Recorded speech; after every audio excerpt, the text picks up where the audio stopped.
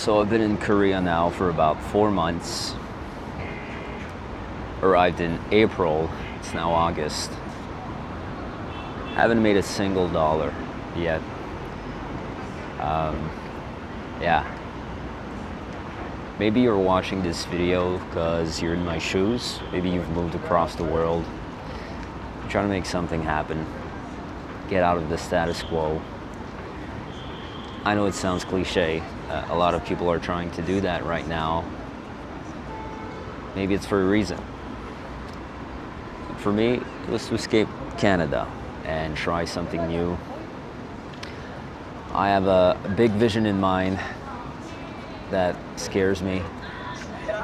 But right now, the vehicle to get there, it's not the most fulfilling, I would say, creatively.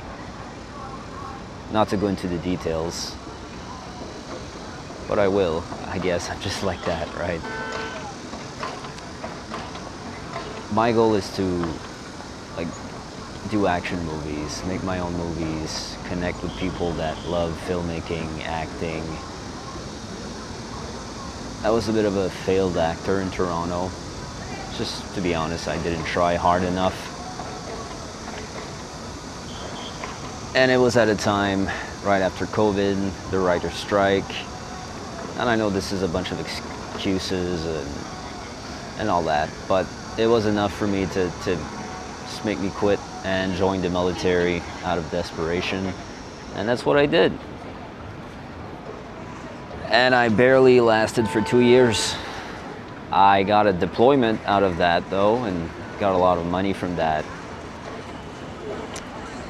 But living in a shack in Quebec City, it just wasn't my environment. I didn't like that environment. I like the aspect of like the brotherhood and all of that, but you know, there's more to it than life than being stuck in a shack and, you know, just seeing your buddies every now and then. But then, you know, it's the weekend and I didn't have no car, and it's not a city that I really enjoyed being in. So I just ended up going to my aunt's house, getting a ride every Friday from a friend to go to the main city. Then just basically stay on my laptop all weekend, research what's the new next thing I could do, and a new business venture. I looked into like things like wholesaling real estate, you know, personal branding, of course, AI, and I just kept falling into this rabbit hole of doing research, and like barely taking action on something. And that lasted for a long freaking time. Because I joined in February 2024 in the military. And from, you know, the first 4 months, were quite intense, so I didn't have time to do all this. Didn't have my weekends most of the time. But then next year, January, was my deployment in the UK, and it was really rough at first. But for like 5 months, I had like this goal of going to South Korea, because it was always a place that intrigued me, like a woman there. And so I started learning the language with a teacher online, like after my working shift. So that was late at night for me, which was early in the morning for them, the teacher. So I did that for a bit, then spent 2 weeks in South Korea, and my mind kind of opened to like, I'd like to do that. I'd like to move across the world, seek that sort of nomadic lifestyle. And now I'm here, a year after that. And let's just say that the honeymoon phase kind of ended there. It's just like any other city you're going to move in. It's going to be new at first. You're going to have to adapt. Obviously, I still need to adapt. The culture is quite different. I have to say, not a single time a Korean guy or whatever initiated to make plans or, talk to me, befriend me. Rarely this is gonna happen. You're gonna have to initiate, put yourself out there. And for the few that are able to speak English really well or are comfortable speaking English, you might make a connection out of that, which is good. But I would say, not to digress here, but if you look at the Maslow hierarchy of needs, like food, shelter, all basic survival needs, like money is one, well, that takes the forefront, right? And since that is not taken care of right now, I really do sense that it is preventing me from being more social and throwing myself into events, trying new things. Because I'm always counting my pennies. I'm always wondering, like next month, what's gonna be my runway, right? And I do have an idea of my runway. It's like 3.6 months right now. So if I'm not generating at least, I'll put it in clients number. If I don't generate at least 3 clients, well, I would need 1 to extend my runway of about a month. But if I cannot do that, I'm basically screwed. Like, I need to go back home in Canada with no money, no safety net at 31 fucking years old. Like, this haunts me, and I don't want that to happen.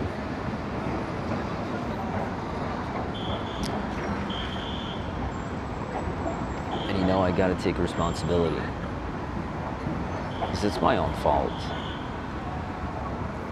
I'm not gonna complain how it's hard in Korea. It's tough to make friends and make money, all of that. I'm not gonna complain because I've put myself in that situation, right? And it's a challenge, and on the other side of challenges, there's growth. So there's that.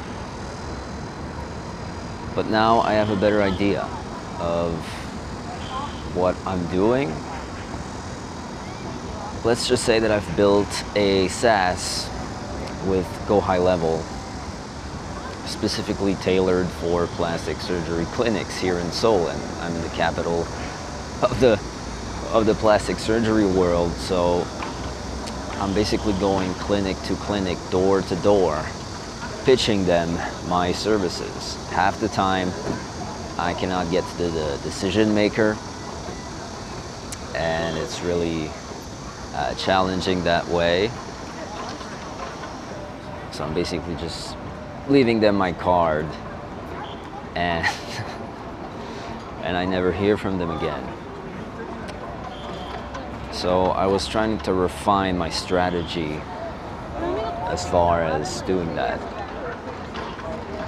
I don't want to do email, and I don't want to have to invest in a software, like, not a software, but I guess an integration like Instantly, then doing these campaigns, getting a bunch of mailboxes. I want to start getting my client first, doing cold outreach, door to door, because the fee for Go High Level is expensive enough as it is. So I want to generate my first client doing that. So I was trying to get creative. It is time consuming and intensive, but I actually started making letters, personalized letters, to each one of these clinics I think could benefit from my service. So like a medium to large size clinic with lots of foreigners. So lots of Google reviews and all that. And basically I'm creating an AI appointment setter on all their channels. So not just a website chat. Most of them don't have that, so I would add that, but also their Instagram, WhatsApp, and other channels where every time a foreign patient would put an inquiry, they would get an automatic, personalized response, guiding them through their concerns, questions, and then book a consultation and then put it on the team's calendar, the clinic's calendar. So it's all automated, right? And this would help clinic generate way much more consultations. And on the other side of that is more surgeries. So the letter is more of a way to get right through the director, the main doctor, surgeon, so that they can read it, ask themselves, who the fuck is this guy? And hopefully book a meeting with me. Then have that demo. Gives me enough time to create that AI appointment setter for their clinic so they're much more impressed. Not just a generic demo, right? And hopefully close them 3 months up front with a solid guarantee that allows them to request their money back at any point. Could some clients fuck me over and ask for a refund even though I'm providing a great service? Who knows, maybe. But karma's a bitch, and I think if I create so much value, I think a lot will stay. And the fact that I can charge upfront for 3 months means it could be a higher ticketed price. I would start with perhaps $3K for 3 months. And with my cost of living being roughly 2,500 Canadian a month right now, give or take, this would help me. One client would, add an extra month. 3, a lot. So that's kind of like the game plan. And I got about 3.6 months to deliver that. Given that none of them ask for a refund or whatever, right? So that's the plan. But why am I doing all this? What's the bigger vision behind this? Well, I told you earlier, I was an actor in Toronto. Like, I went to Toronto Film School, did that for 1.5 years. Then 3 years after graduation, I did some short films, independent films, and I love doing that. This was actually one of the first career path where I truly enjoyed it. Even though I wasn't getting paid anything, I loved it, and time was flying. There's this book called Flow. I didn't fully read it, but Tai Lopez really resumed it well.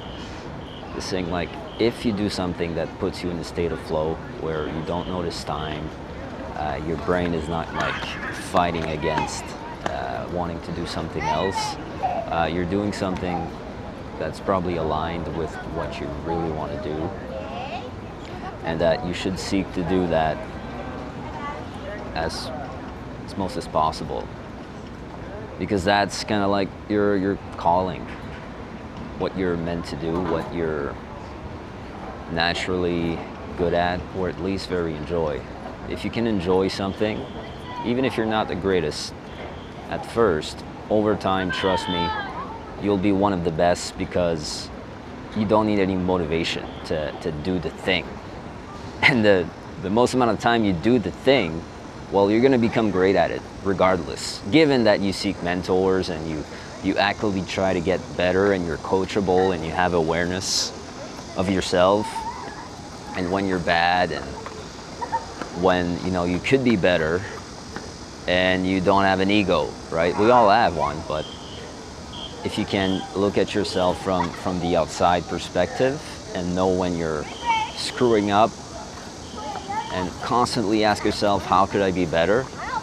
You're bound to do great. Now you might ask, or you might think, well, if I want to do something like that, I need money. And the bills are not going to pay for themselves if I just do that now. And yeah, I get that. That's why you need a strong reason why, as to why you want to do this. and constantly remind yourself daily of that thing that you're doing, so that every time things get rough, you can fall back into your why. And when you fall back into your why, well, that 9 to 5 soul-sucking job or whatever it is you're doing doesn't seem as bad anymore, because every dollar you invest into it, or every time you spend doing that job, well, you know it's for a bigger, better purpose, you know? Kids are playing here. You know it's for a bigger and better purpose. So, do I like SaaS? Is it like the most enjoyable thing ever? Well, not really. But I do have a sales background with door-to-door, and I'm 31, so I've accumulated some life experience across different careers. So I wouldn't say I'm the best at one thing. Like, I was the kind of guy in my 20s that tried a bunch of career paths. Like, I had a kinesiology degree. I was a personal trainer. I've been working out for coming up to 14 years, 15 years. So I do have a good background into that, and I can help you with, fitness for free. There's a few guides in my description you can start with. Not really selling anything right now. So I guess the reason I'm building videos, making videos, is to start building that brand and documenting my way, my journey of getting to my sort of vision that I've shared with you. Just making movies, short films, just making documentaries and just filming my life, and sharing my journey with you guys, that there's nothing you can't do. And to break yourself out of your algo brain, the algorithm. Because trust me, this video will not get any views. And there's a strong reason as to why great coaches are getting the less amount of views, because the algorithm, well, first of all, it wants you to stay on the platform. And negative content is winning right now because it gets you in this downward spiral loop, which Paul from Apex Mindset said it best, right? When you're in a negative loop, that's the consumer culture. We buy off of those negative loops, like insecurity. When we're fearful, we're always comparing ourselves to the other guy.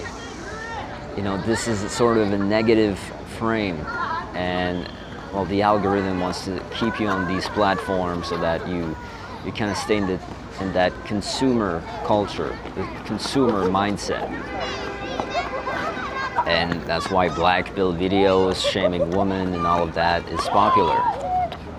Because we're putting the blame on someone else. We're not putting the blame on ourselves, so that we can change our lives, take responsibility, and build something greater. And that doesn't get clicks, really, right? But shaming women does get click, and how the system is rigged and all of that shit, right? So it's better to take responsibility and just take fucking action and be a little bit retarded, pardon my French. What's preventing me from, I think, not being where I want to be right now is just overthinking, doing research, always waiting for the right moment to do something. And there's never a right moment. Like, no successful guy you see out there waited for the perfect opportunity to shine or whatever. Like behind the scenes, they've probably prepared for months, years, and failed miserably, and were left by themselves and in doubt constantly. But what you're watching now is only the highlights, right, of the success.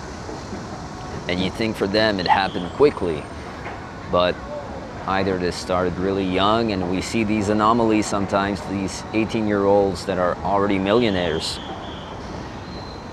And as much as it stings a little bit, I gotta give them respect.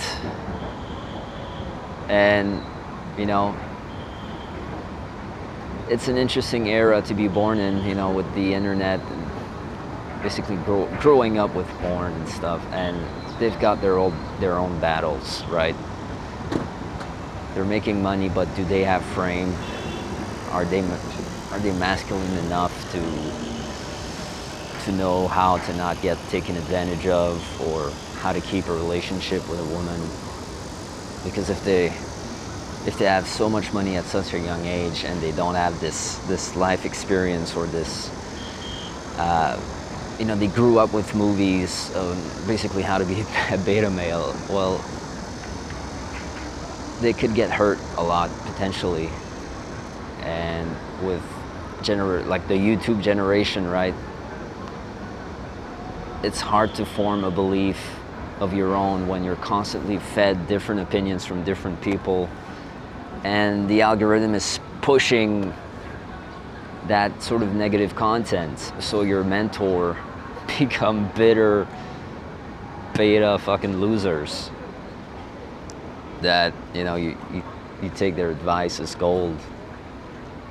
I'm digressing here, but just to say that the algorithm doesn't care about you, it cares about clicks. And before the video even gets uploaded,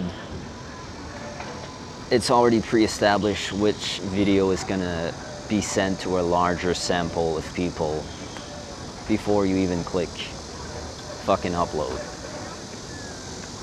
That's the reality today. We're about 22 minutes in. So that's what I'm gonna be documenting. Sort of trying to sell my SaaS service.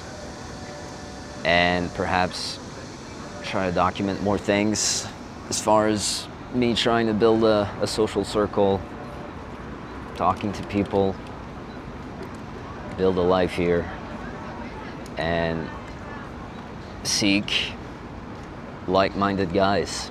And I hope you're one of them. Maybe this could turn into a community where we share our growth together. We get in solid shape together. We talk about high-level topics, and anything from building relationships to money to sales to, if you like movies and how certain stories that we could connect with. I'm losing circulation in my leg. It fucking hurts. Fuck. By the way, this is where the tourists hang out. You see the Gangnam Style? I swear, man, every day I walk by this thing, people are taking the pictures with their freaking hands doing the motion. It's kind of funny. I never did that, but that song was popular when I was in high school. And I did the dance, trust me. And I don't know if you can see that big tower there. That's like a Slote World. Used to be one of the tallest towers in the world, but now I think it's top 10 or something. Yeah. Or was it Taipei 101 that was taller than this? Maybe someone can confirm. But yeah, that's it, guys. That was just, I hope that wasn't too boring. Let me know what you think if you're in South Korea. and want to connect. I'd love to get better at Korean, and obviously growing the social circle here with guys that don't just want to party, all weekend, but actually want to make something big here. And if you speak Korean well, and you'd like to potentially partner up on what I'm doing so that I can have someone that translates for me and wants to grow with me, we could definitely talk and see if there's alignment. Because we grow better when we're together, man. It's growing alone is hard. And I think I realized that the hard way because I want to maximize profit and all of that. And I think there's a way to create a win-win. Yeah, I'll leave it at that, guys. It's great making a video. It's been a while. I need to make more. I need to get into the habit and stay disciplined, because relying on motivation alone will never get you there, regardless of what you go after. So keep that in mind, guys. See you on the next one.